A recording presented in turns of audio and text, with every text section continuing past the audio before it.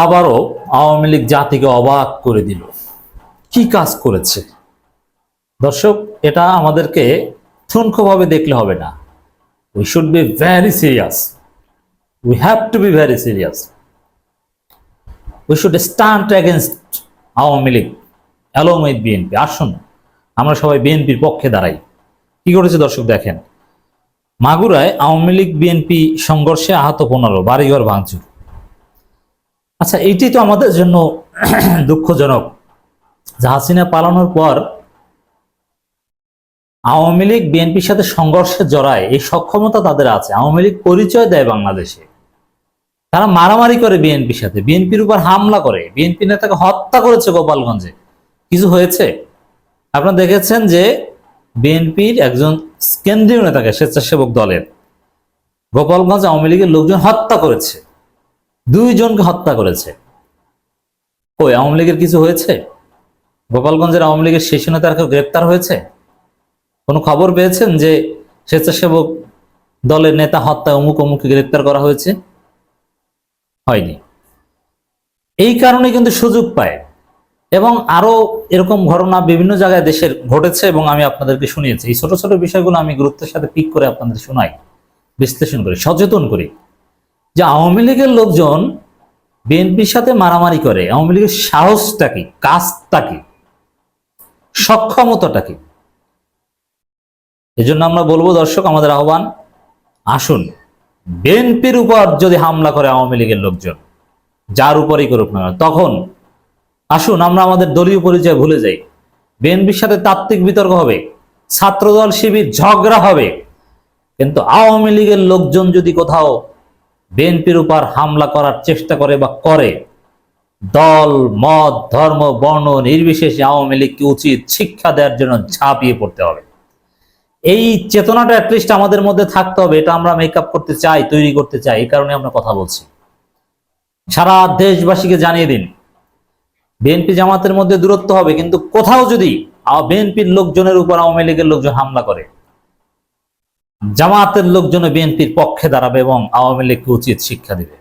এই জন্য আমরা বলবো, এই ঘটনার উপর ভিত্তি করে আওয়ামী লীগ বিএনপি সংঘর্ষ, আওয়ামী লীগকে সোসাইটিতে একেবারে মার্জিনালাইজড করুন, ওদেরকে পাওয়ারলেস করুন, ওদের আর্থিক ভিত্তিতে আঘাত করুন, ওদের সবার ব্যাংক হিসাব ফ্রিজ করুন, ওরা যাতে কোনো নাশকতার চেষ্টা করতে না পারে। এই কাজগুলো করতে হবে। আওয়ামী লীগের লোকজন এখনো সংগঠিত, এটা আমাদের জন্য উদ্বেগজনক।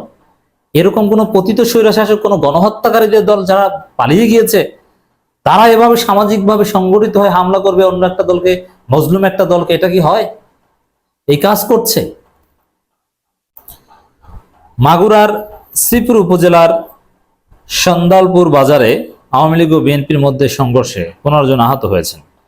এ সময় বেশ কয়েকটি বাড়িঘর ভাঙচুর করা হয়। আহতদের মধ্যে গুরুতর 2 জনকে উন্নত চিকিৎসার জন্য ফরিদপুর মেডিকেল কলেজ হাসপাতালে পাঠানো হয়েছে।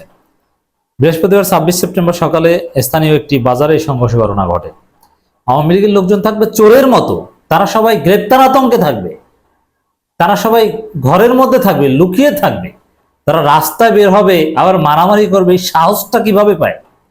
এটা এরকম এক্সাম্পল পৃথিবীতে নেই। কোন স্বৈরা শাসকের দল, কোন পতিত স্বৈরা শাসক, গণহত্যাকারীদের দল এভাবে ধৃষ্টতা দেখাতে পারে? আমাদেরকে সামাজিকভাবে বিষয়ে সোচ্চার হতে হবে। স্থানীয়রা জানান, সন্দালপুর এলাকার স্থানীয় আওয়ামী লীগ নেতা সাব্বির মোল্লার সঙ্গে বিএনপির ইউনিয়ন সাংগঠনিক সম্পাদক মীর হাফিজের মধ্যে বিরোধ চলে আসছিল। সম্প্রতি ঢাকার একটি মামলায় আওয়ামী লীগ নেতা সাব্বিরকে আসামি করাকে কেন্দ্র করে এলাকায় কয়েকদিন ধরে উত্তেজনা বিরাজ করছিল। মামলা আসামি করে তা তো আবার উত্তেজনা দেখায়। এই জন্য ওদেরকে সামাজিকভাবে একেবারেই মার্জিনালাইজড করে দিতে, ওদের আর্থিক শক্তি ভেঙে দিন, দেখবেন যে ওরা দুর্বল হয়ে গেছে। একটা ফ্যাসিস্ট গোষ্ঠীকে নির্মূল করাও এত সহজ নয়। আর্থিক শক্তির উপর আঘাত করতে হবে। পকেটে টাকা না থাকলে ঠান্ডা হয়ে যাবে।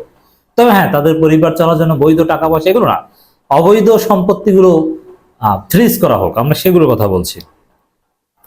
ধারাবাহিকতায় গতকাল সকালে স্থানীয় একটি বাজারে দুই গ্রুপের লোকজন চা পানের সময় বাকবিতণ্ডায় জড়িয়ে পড়েন, পরে সংঘর্ষ বেঁধে যায়। এতে উভয় পক্ষের অন্তত 15 জন আহত হয়।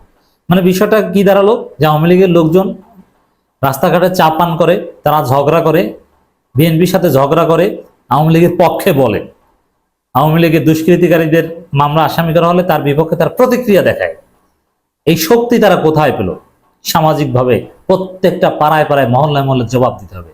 জুমার খুতবায় হুজুররা বলে দিবেন, আওয়ামী লীগের পক্ষে যদি কেউ কথা বলার চেষ্টা করে, গণহত্যাকারীদের পক্ষে যদি কেউ কথা বলার চেষ্টা করে, তার পরিণতি কিন্তু ভালো হবে না।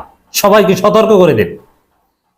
আহতরা মাগুরা 250 শয্যা বিশিষ্ট সদর হাসপাতাল ও ফরিদপুর মেডিকেল কলেজ হাসপাতালে চিকিৎসা দেওয়া হচ্ছে। করোনার সময় বেশ কয়েকটি বাড়িঘর ভাঙচুর ঘটনা ঘটেছে। এই ঘটনায় এই রিপোর্ট যখন লিখেছে তখন পর্যন্ত কাউকে গ্রেপ্তার করা হয়নি। মানে এই ঘটনাগুলো আমাদেরকে উদ্বিগ্ন করে যে এখনো আওয়ামী লীগ সবাইকে অবাক করছে। তারা নির্বাচনে অংশগ্রহণ করতে চাইছে, তারা বিএনপির সাথে মারামারিতেও জড়ায়। বিএনপির পক্ষে দাঁড়িয়ে এই ঘটনাগুলোর মূলোৎপাটন করতে হবে।